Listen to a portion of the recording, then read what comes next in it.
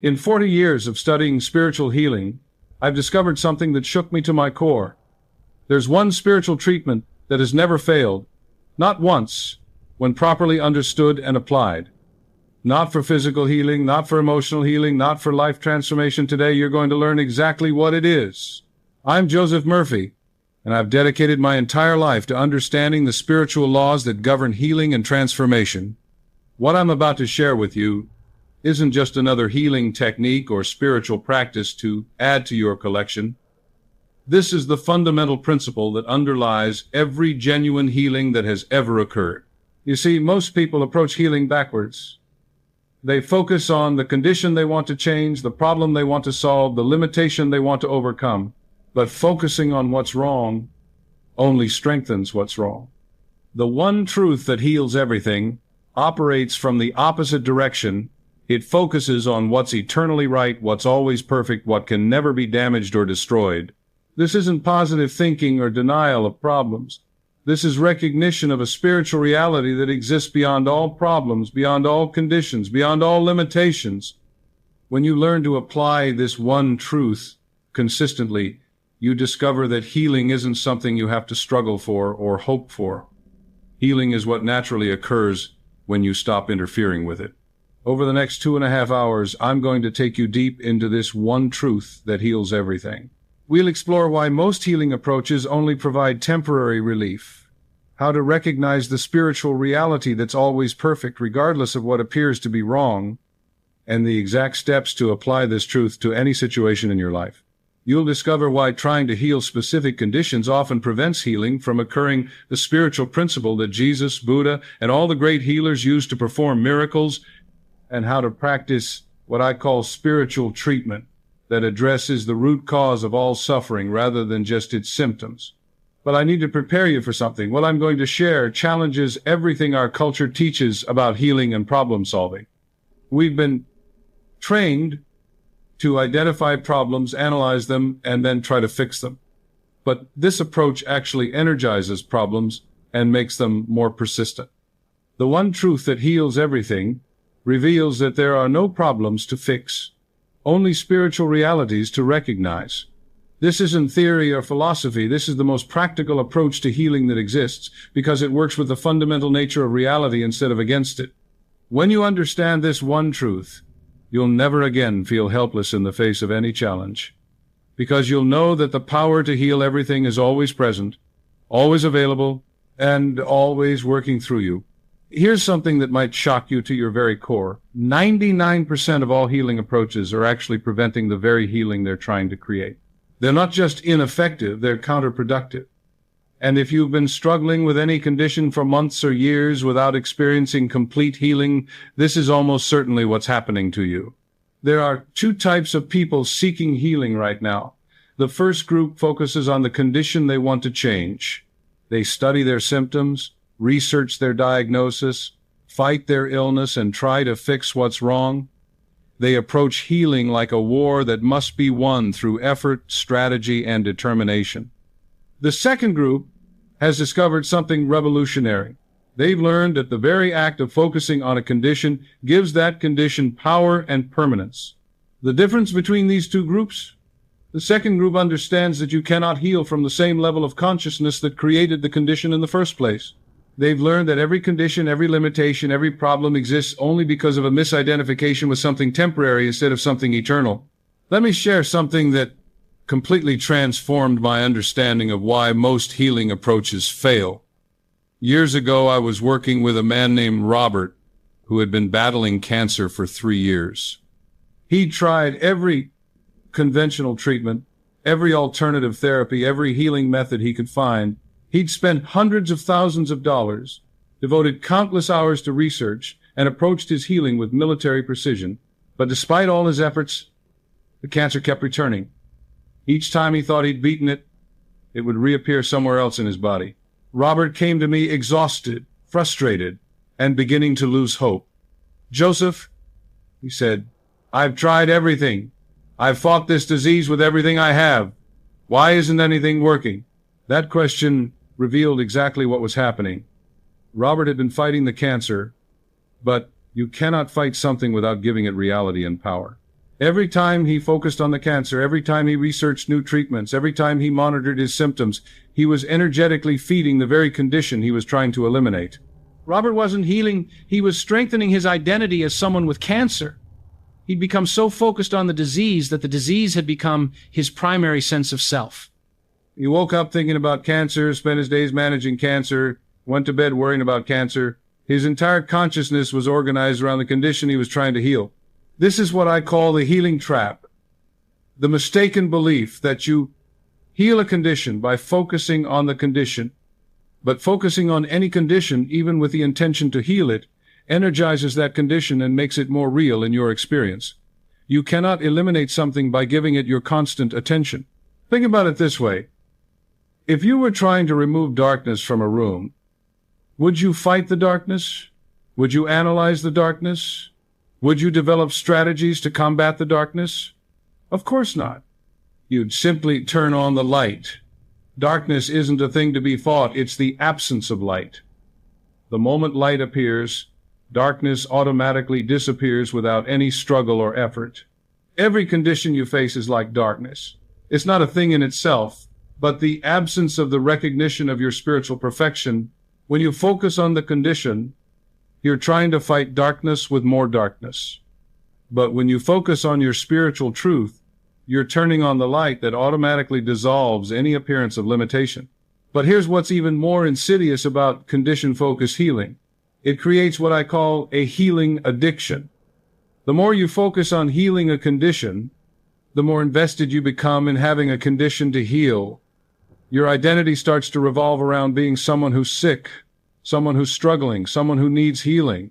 I've worked with people who've been in therapy for decades, trying to heal childhood trauma. I've met individuals who've spent years attending healing workshops, always working on their issues. I've encountered folks who've made their entire spiritual journey about overcoming their limitations. And what I've discovered is that many of these people don't actually want to be healed. They want to be healing. There's a profound difference between wanting to be healed and wanting to be healing. When you want to be healed, you're seeking an end to the condition. But when you want to be healing, you're actually seeking to maintain the condition because it gives you an identity, a purpose, a sense of meaning. This isn't conscious, of course. Nobody deliberately chooses to remain sick or limited. But unconsciously, many people become attached to their problems because solving the problems would require them to find a new identity, a new purpose, a new way of understanding themselves. This is why so many healing journeys become endless searches rather than successful completions. People jump from one healing modality to another, always looking for the technique that will finally work, never realizing that the very act of searching is preventing them from finding what they're looking for. The spiritual law that governs this is simple but profound. Whatever you focus on expands in your experience. When you focus on illness, you expand illness. When you focus on lack, you expand lack.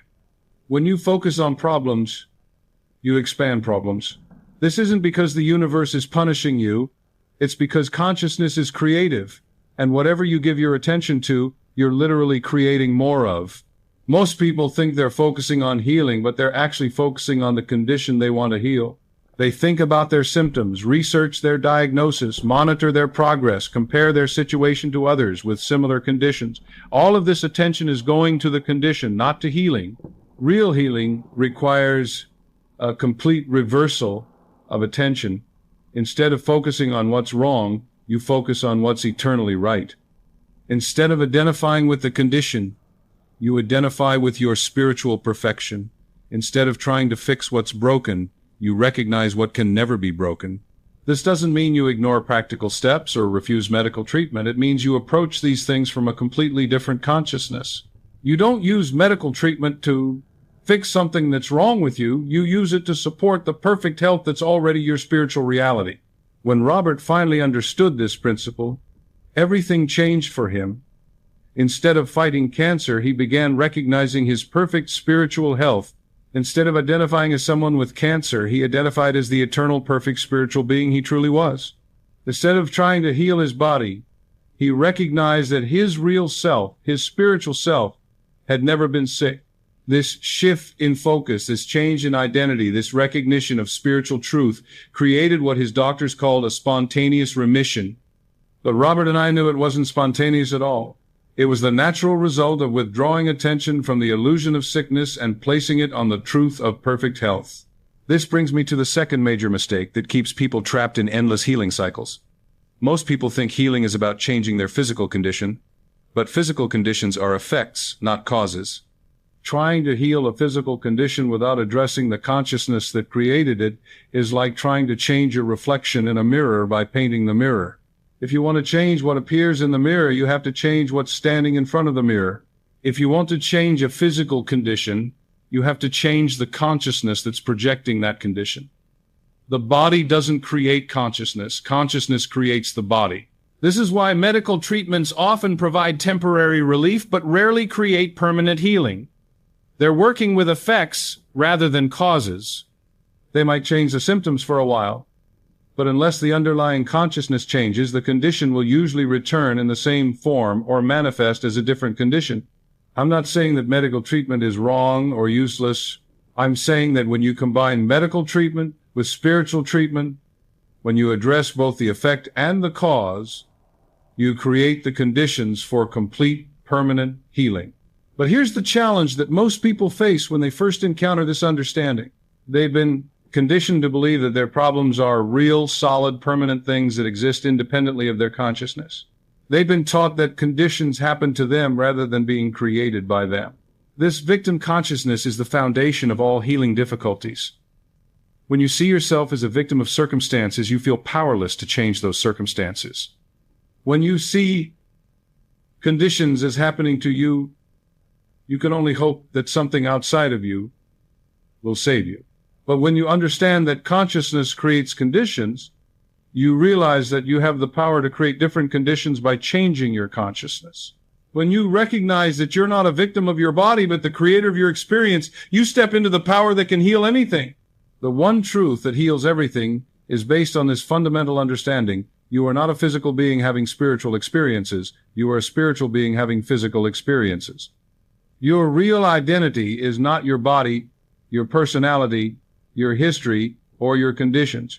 Your real identity is the perfect, eternal, unlimited spiritual being that you've always been.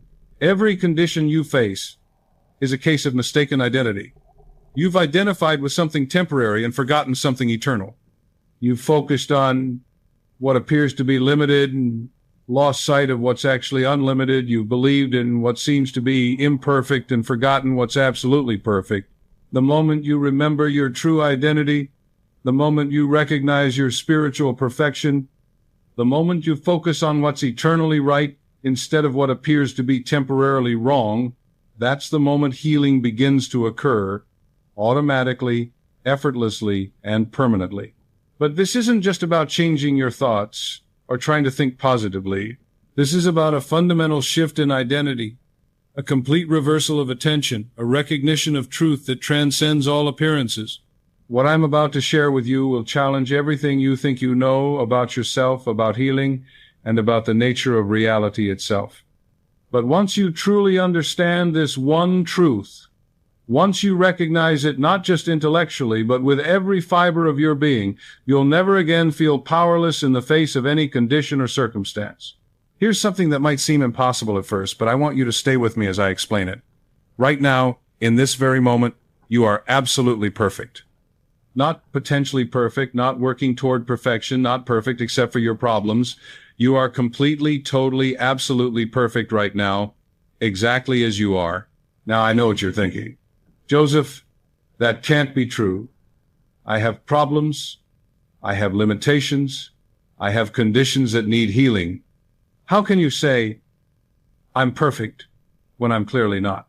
This reaction is natural, because we've been conditioned to identify perfection with physical circumstances rather than spiritual reality. There are two versions of you that exist simultaneously. There's the temporary you, the personality, the body, the collection of experiences and conditions that seem to define your current situation. And there's the eternal you, the spiritual being, the perfect creation of infinite intelligence, the unlimited consciousness that's having a temporary human experience. Most people identify with a temporary you and forget about the eternal you. They look at their body and see imperfection. They look at their circumstances and see limitation. They look at their challenges and see problems that need to be solved. But this identification with the temporary is what creates and perpetuates every condition they're trying to heal. The eternal you, your real spiritual identity, knows no limitation, no illness, no lack, no fear, no doubt. The eternal you is the perfect expression of infinite love, infinite wisdom, infinite power. The eternal you is whole, complete, and lacking nothing. The eternal you is what you truly are beneath all the temporary appearances. Let me share a story that illustrates this perfectly. Several years ago, I worked with a woman named Sarah, who had been diagnosed with multiple sclerosis. For 5 years, she had watched her physical abilities deteriorate. She was told by doctors that her condition was progressive and incurable, that she could expect continued decline in her mobility and cognitive function. When Sarah first came to see me, she was in a wheelchair, struggling with speech difficulties and deeply depressed about her prognosis. She had tried every medical treatment available, had explored numerous alternative therapies, and had spent thousands of dollars on supplements and special diets. Nothing had stopped the progression of her symptoms. "Joseph," she said during our first meeting, "I don't understand why this is happening to me. I've always tried to live a good life. I've helped others, I've been spiritual, I've prayed for healing, but I just keep getting worse. What am I doing wrong?" Sarah's question revealed her fundamental misunderstanding about healing. She was identifying completely with her temporary physical condition and had forgotten about her eternal spiritual reality. She saw herself as someone with multiple sclerosis rather than as a perfect spiritual being having a temporary experience of limitation. I asked Sarah a question that shocked her. "Who are you beyond your body?" She looked at me with confusion. "What do you mean?" "I am my body. This disease is destroying my body, which means it's destroying me." This is exactly the misidentification that prevents healing.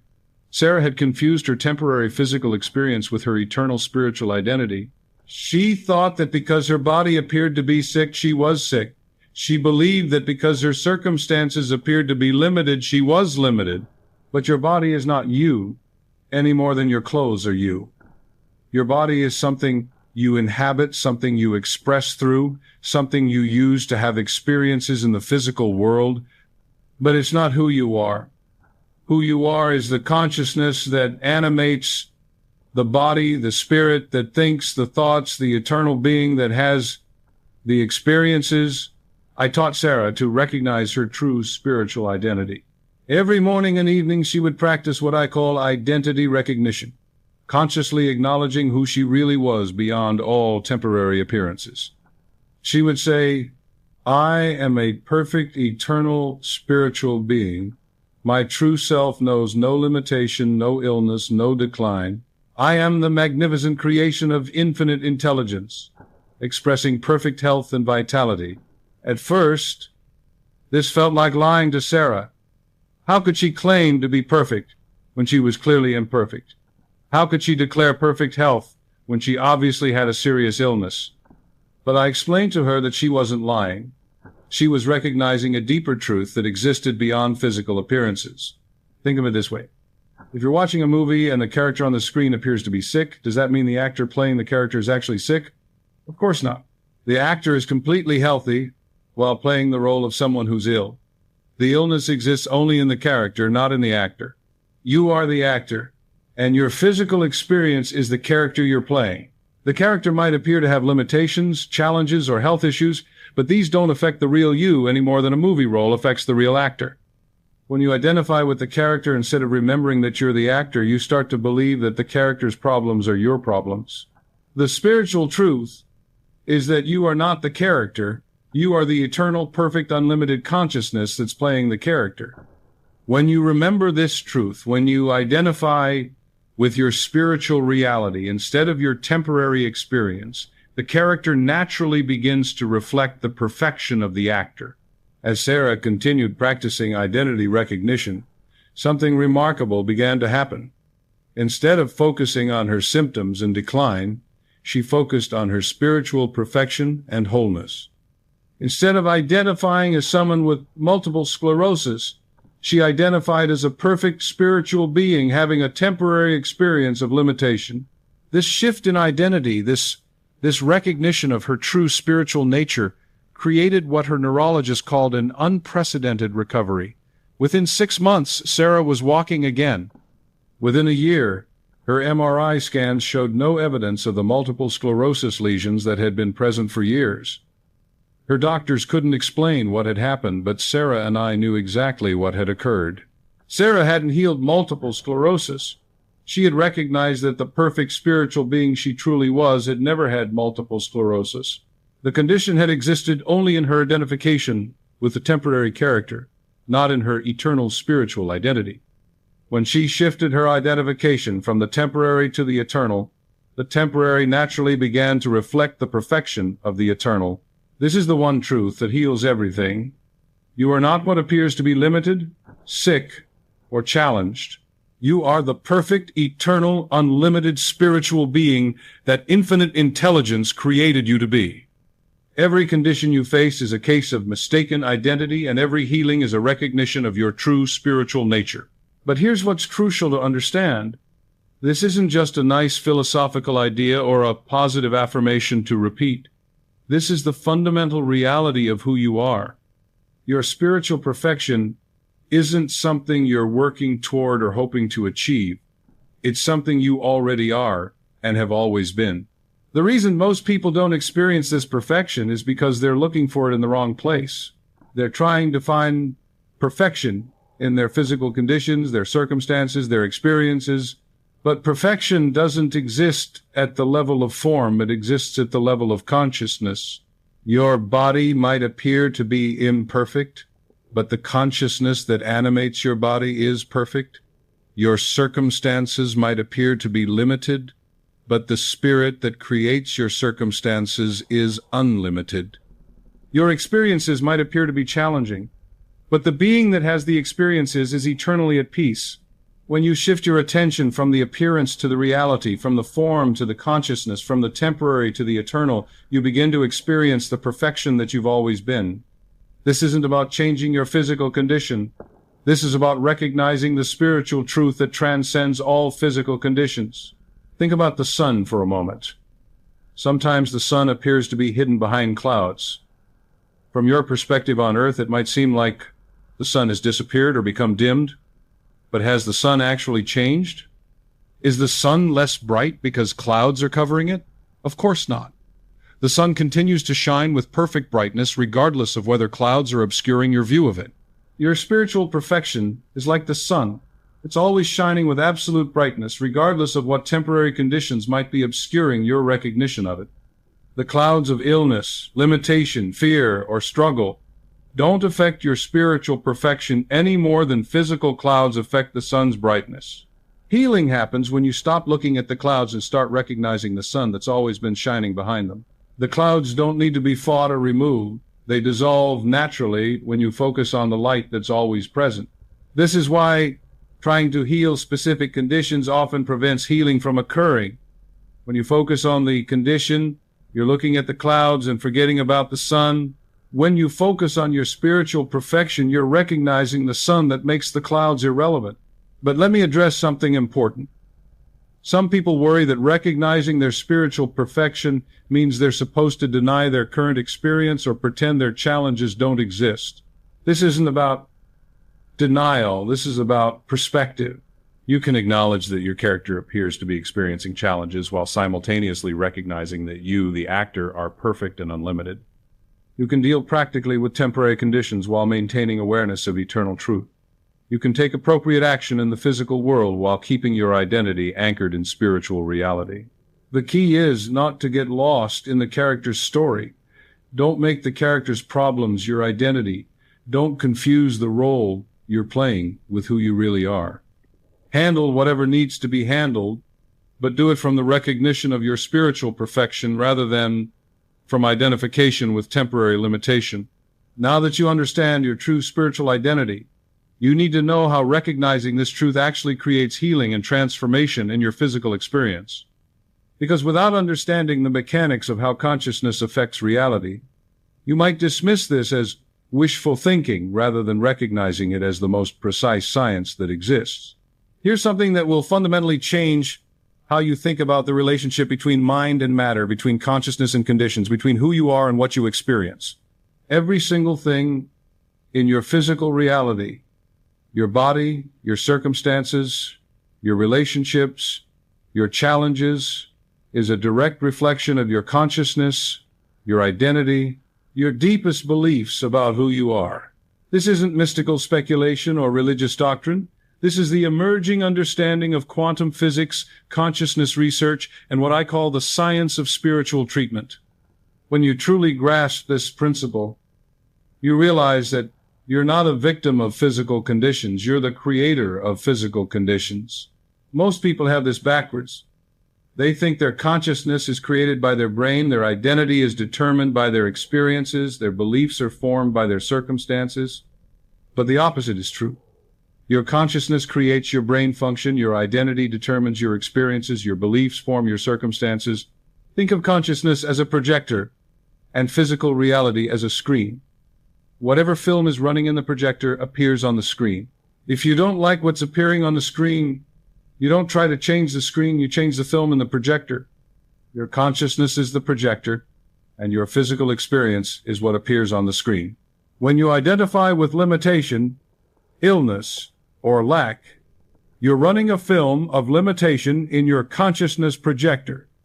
This film creates corresponding images on the screen of your physical experience. No matter how hard you try to change what's appearing on the screen, it keeps reflecting whatever film is running in the projector. But when you shift your identification to your spiritual perfection, you change the film that's running in your consciousness projector. You start projecting wholeness instead of illness, abundance instead of lack, unlimited possibility instead of limitation. The screen of your physical experience automatically begins to reflect these new images. This is why spiritual treatment works when physical treatment fails. Physical treatment tries to change the images on the screen without changing the film in the projector. Spiritual treatment changes the film in the projector, which automatically changes what appears on the screen. Let me share a story that perfectly illustrates this principle. I once worked with a businessman named Michael who was facing what seemed like complete financial ruin. His company was bankrupt, he was personally liable for millions of dollars in debt, and he was on the verge of losing his home, his family, and everything he'd worked for over 20 years. Michael had tried every conventional approach to solving his financial crisis. He'd hired the best attorneys, negotiated with creditors, explored bankruptcy options, and even considered moving to another country to escape his debts. But every solution seemed to create new problems, and his situation continued to deteriorate. When Michael came to me, he was desperate and exhausted. "Joseph," he said, "I've done everything humanly possible to fix this situation. I've worked 18-hour days. I've sacrificed my health and my relationships. I've tried every strategy my advisors could think of. Nothing is working. I feel like I'm cursed." Michael's language revealed exactly what was happening in his consciousness projector. He identified as someone who was cursed, someone who was a victim of circumstances, someone who was fighting against overwhelming odds. This identity of struggle and limitation was the film running in his projector, and it was creating corresponding experiences of struggle and limitation on the screen of his life. I taught Michael about the science of spiritual treatment. I explained that his financial difficulties weren't happening to him, they were happening through him. His consciousness was creating his experiences, not the other way around. If he wanted to change his experiences, he had to change his consciousness. This was initially difficult for Michael to accept. Like most people, he'd been conditioned to believe that external circumstances create internal experiences, rather than understanding that internal consciousness creates external circumstances. He thought his stress was caused by his financial problems, when actually his financial problems were being perpetuated by his stress consciousness. I showed Michael how to practice identity shifting, consciously changing his identification from someone experiencing financial crisis to someone experiencing financial abundance. This wasn't about denying his current circumstances. or pretending his debts didn't exist. This was about recognizing that his true spiritual identity was that of an abundant being temporarily experiencing the appearance of lack. Every morning, Michael would spend 30 minutes recognizing his spiritual identity as an abundant, successful, prosperous being. He would acknowledge that his true self, his spiritual self, knew no lack, no limitation, no failure.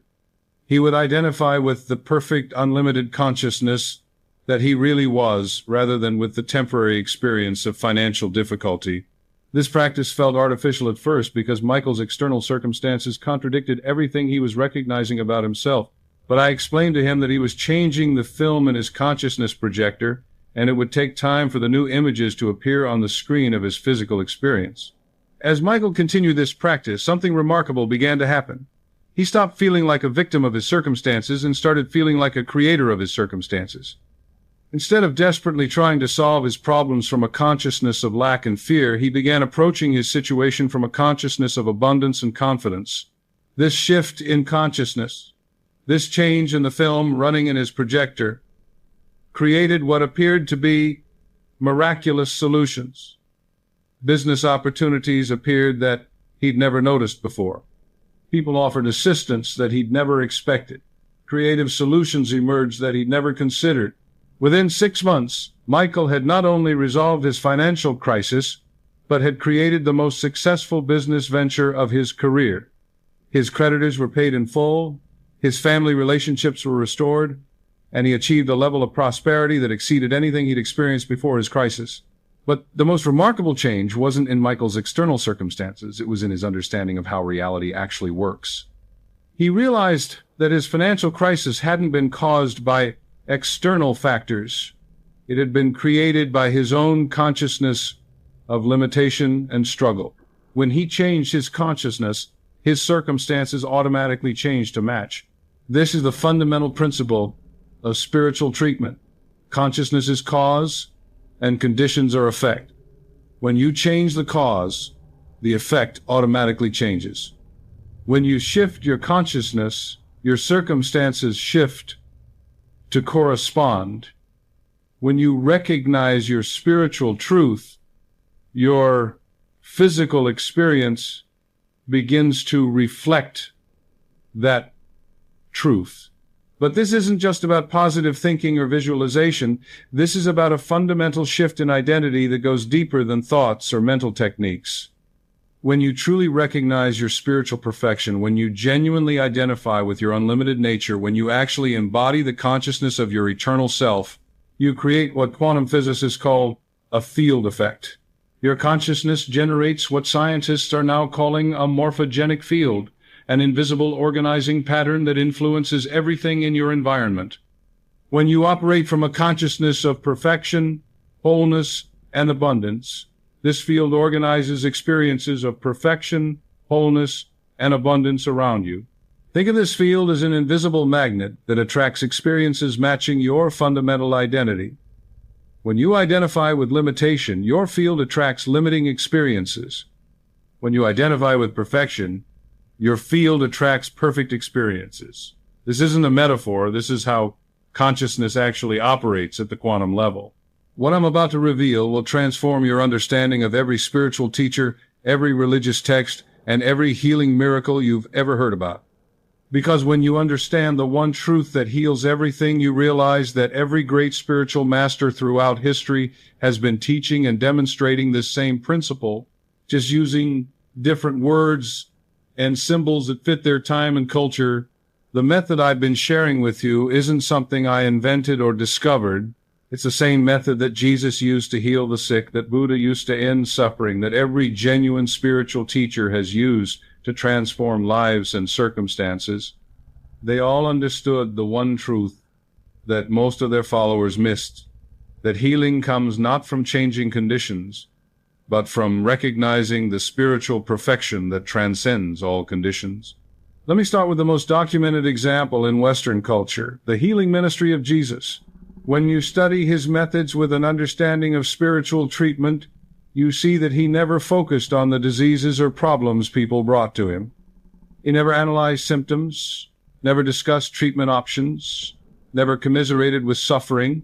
Instead, he immediately recognized the spiritual perfection of every person he encountered. Look at the story of the man born blind. When Jesus saw him, the disciples asked whose sin had caused the blindness, the man's or his parents'. But Jesus immediately rejected the premise that anyone had caused the condition. He said the blindness existed so that the works of God could be revealed through healing.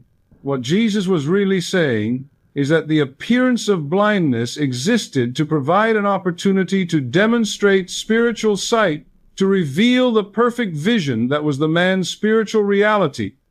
Jesus didn't see a blind man who needed to be healed.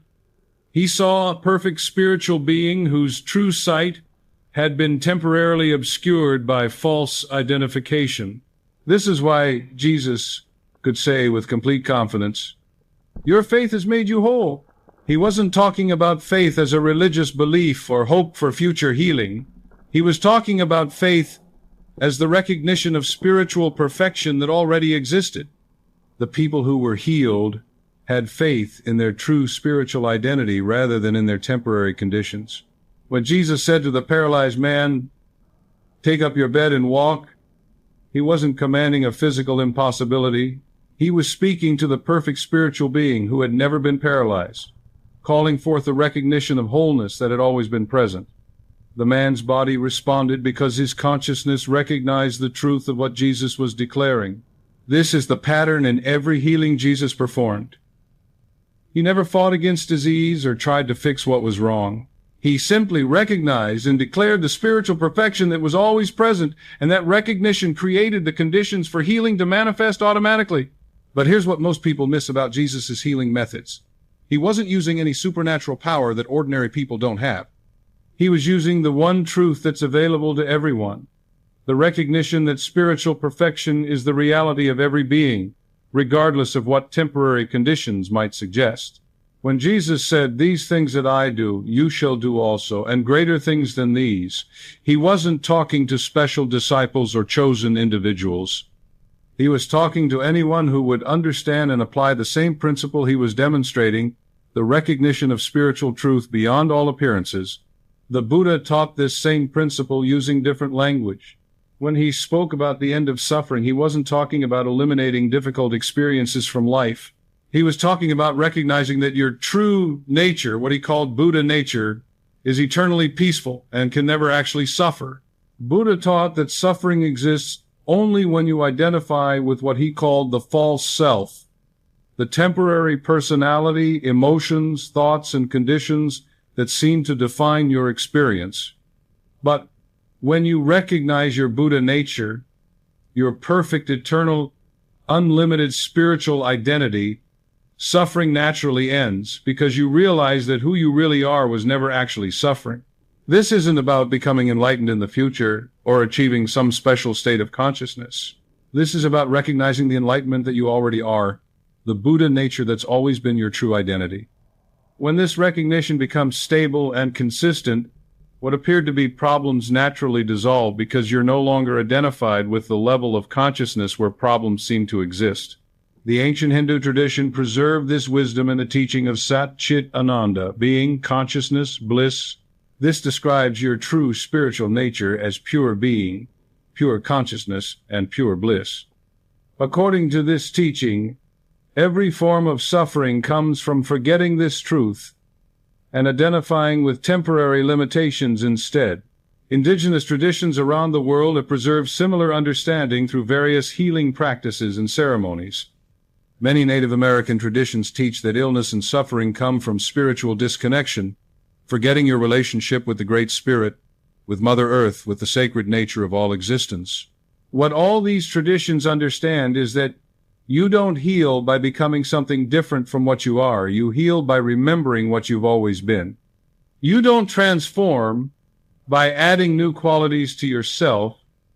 You transform by removing the false beliefs that have been hiding your true qualities. This is why I call this approach spiritual treatment rather than spiritual healing. Treatment suggests working with what's already present rather than trying to create something new. When you recognize your spiritual perfection, you're not creating perfection. You're treating yourself as the perfect being you've always been. Now comes the most crucial part of everything we've discussed. How to actually live from the recognition of your spiritual perfection when you're dealing with real challenges, practical responsibilities, and circumstances that seem to contradict everything I've been teaching you, because understanding the one truth intellectually is just the beginning.